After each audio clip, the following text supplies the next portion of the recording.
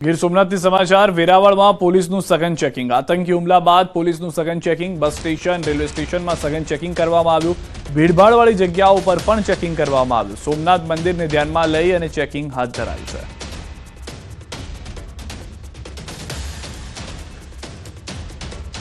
અને સમાચારો પર નજર કરીએ ગુજરાત કોંગ્રેસમાં પત્રિકા કાંડ હાલ ચર્ચામાં છે ત્યારે કોંગ્રેસ પ્રવક્તા નાગજી દેસાઈએ આ મામલે ગુજરાત કોંગ્રેસ પ્રમુખ શક્તિસિંહ ગોહિલને પત્ર લખ્યો તેમણે પત્રમાં નનામી જે વેચવામાં આવી હતી પત્રિકા તેને લઈને નુકસાન કરતા તત્વો સામે લીગલ કાર્યવાહીની મંજૂરી માંગી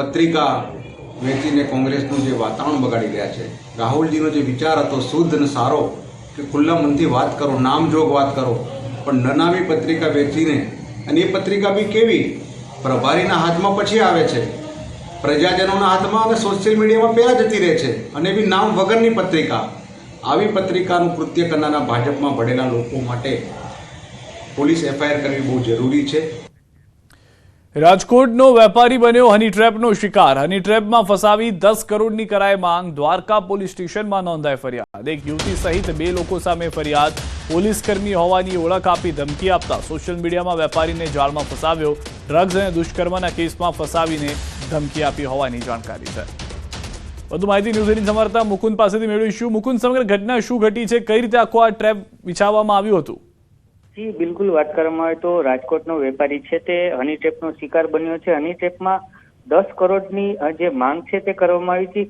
ટુકડી હતી જે એક યુવતી અને 2 યુવકો જે પોલીસના સ્વાંગમાં જે યુવતી છે તે જે રાજકોટના વેપારીને ફસાવ્યો હતો ને એક યુવતીએ 10 કરોડની માંગણી કરી હતી જેમાં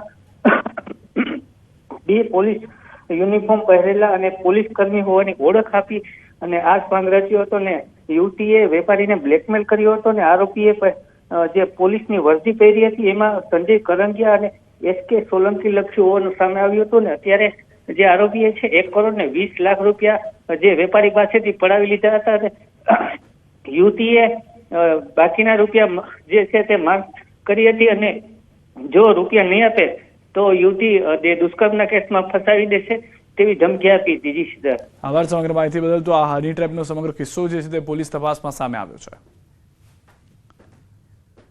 બનાસકાંઠાના ધાનેરાના નેનાવા 3 રસ્તા પાસે ખુલ્લી ગટરમાં ટ્રેક્ટર ખાબક્યું બાઇક અને ટ્રેક્ટર વચ્ચે અકસ્માત થતા ટ્રેક્ટર ચાલકે કાબુ ગુમાવતા ટ્રેક્ટર ખુલ્લી ગટરમાં ખાબક્યું બાઇક ચાલકની ઇજાઓ થતા ધાનેરા રેફરલ હોસ્પિટલમાં ખસેડાયો ટ્રેક્ટર ચાલકનો આપાત બચાવ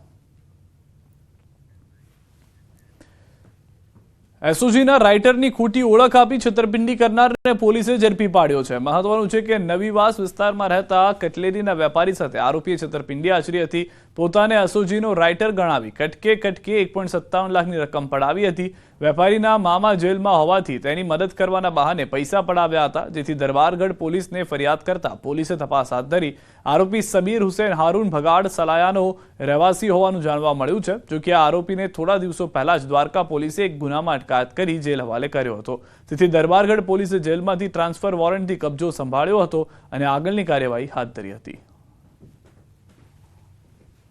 જે આરોપી છે સબીર હુસેન હારૂન ભગાડ તેની આજરોજ ધરપકડ કરવામાં આવેલી છે અને આગળ એને અગાઉ કોઈ આવી રીતની બીજો કોઈ બનાવ બનેલો હતો કે કેમ કે બીજા કોઈ આ પ્રકારના ભોગ બનનાર છે કે કેમ તે બાબતની સંપૂર્ણ તપાસ હવે હાથ ધરવામાં આવશે દાહોદની અબલોડ ચોકડી પર અકસ્માત સર્જાયો છે દારૂ ભરેલી કારે બાઇકને ટક્કર મારતા એકનું મોત થયું છે જ્યારે અન્ય એક વ્યક્તિ ઘાયલ થયો છે કાર ચાલકે બાઇકને અડફેટે લેતા અકસ્માત સર્જાયો બેફામ કાર ચાલકે બાઇકને દૂર સુધી ઢસડી હતી અકસ્માતમાં બાવકા ગામના ધવલ રાઠોડનું મોત થયું ઘટનાને લઈ ગ્રામજનોમાં ભારે રોષ જોવા મળી રહ્યો છે પોલીસે ઘટના સ્થળે પહોંચી કાર્યવાહી હાથ ધરી ખંભાતના કાણીસા ગામે 7 વર્ષની બાળકી સાથે દુષ્કર્મ કેસમાં કોર્ટે આરોપીને ફાંસીની સજા આપી છે 7 વર્ષની બાળકી સાથે દુષ્કર્મ બાદ હત્યા કરી હતી ઓક્ટોબર 2019માં ખંભાત પોલીસ સ્ટેશનમાં ગુનો નોંધાયો હતો આરોપી દડો ઉર્ફે અર્જુન અંબાલાલ ગોહેલ સામે દુષ્કર્મનો આરોપ લાગ્યો હતો ખંભાત સેશન્સ કોર્ટે આજે આરોપીને ફાંસીની સજા સંભળાવી છે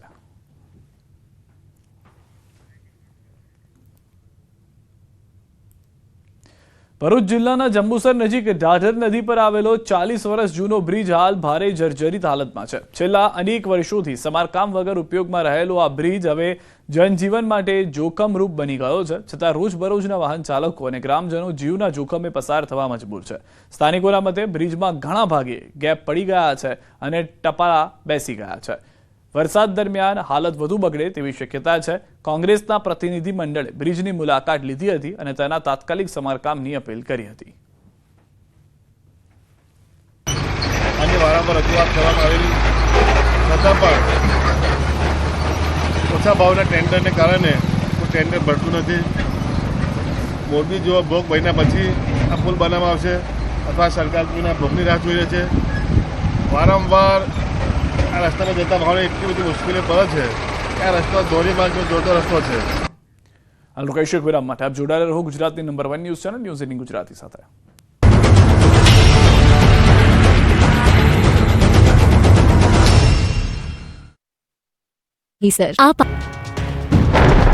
મે મહિનો આવશે, મુશ્કેલીઓ લાવશે. આંધી વંટોળનો પ્રકોપ રહેશે. 8 મેથી કડાકા ભડાકા સાથે માવઠું ત્રાટકશે. અમદાવાદનું પણ પલટાશે વાતાવરણ. એપ્રિલ મહિનો પૂરો થવા આવ્યો છે. મે મહિનો તો શરૂ થશે, પણ મે મહિનો ખેડૂતો માટે મુશ્કેલી લઈને આવી શકે છે. મે મહિનાની શરૂઆત જ આંધી વંટોળના પ્રકોપથી થશે. ખેડૂતો માટે ઘાતક અને ખતરનાક આગાહી હવામાન નિષ્ણાત અંબાલાલ પટેલે કરી છે. અંબાલાલના કહેવા પ્રમાણે ફરી વાતાવરણમાં પલટો આવશે. ઉત્તરીય પ્રદેશોમાં આંધી વંટોળનો પ્રકોપ રહેશે. 8 મે ગુજરાતના વાતાવરણમાં પલટો આવશે. ગાજવીજ, તેજ પવન અને વરસાદ પડી શકે છે. ઉત્તર ગુજરાતના ભાગોમાં કડાકા ભડાકા સાથે વરસાદ થશે. 8 મે બાદ અમદાવાદના વાતાવરણમાં પણ પલટો આવશે. ઉત્તર અને પશ્ચિમ સૌરાષ્ટ્રમાં પણ હવામાન બદલાશે. તો અખાત્રીજથી પ્રી મોન્સૂન એક્ટિવિટી શરૂ થશે. ઘણા ભાગોમાં કડાકા ભડાકા, તેજ પવન સાથે વરસાદ થશે. 25 મે થી 4 જૂન વચ્ચે અરબ સાગરમાં સાયક્લોનિક સર્ક્યુલેશન બનશે. 25 મે થી 4 જૂન વચ્ચે અરબ સાગરમાં ચક્રવાત પણ બની શકે છે. 10 મે બાદ અરબ સાગરમાં ફરી હલચલ રહેશે. જ્યારે ગુજરાતમાં પણ તારીખ 8 મે આસપાસ કેટલા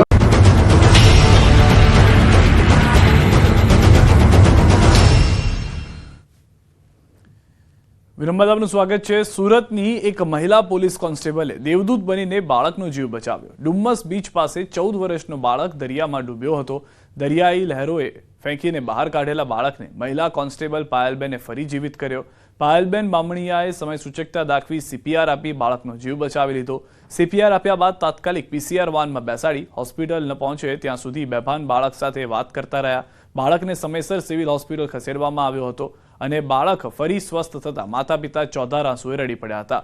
પિતા હાથ જોડીને કહ્યું કે તમારા કારણે મારો દીકરો જીવતો છે. ભૈલું બેટા આંખો ખોલ. આવી ગઈ ગાડી, બચ્ચા આવી ગઈ. આપણે ગાડી ચાલ આવી ગઈ. હા ભૈલું બેટા આંખો ખોલ. આવી ગઈ ગાડી, બચ્ચા આવી ગઈ. આપણે ગાડી ચાલ આવી ગઈ. હા સુરતના નાગરિકોની સુવિધામાં વધારો થશે. વરાછાના અધૂરા રિંગ રોડનું કામ ઝડપી પૂર્ણ થશે. રાજ્ય શિક્ષણ મંત્રી પ્રફુલભાઈ પાનસેરિયાએ સ્થળ મુલાકાત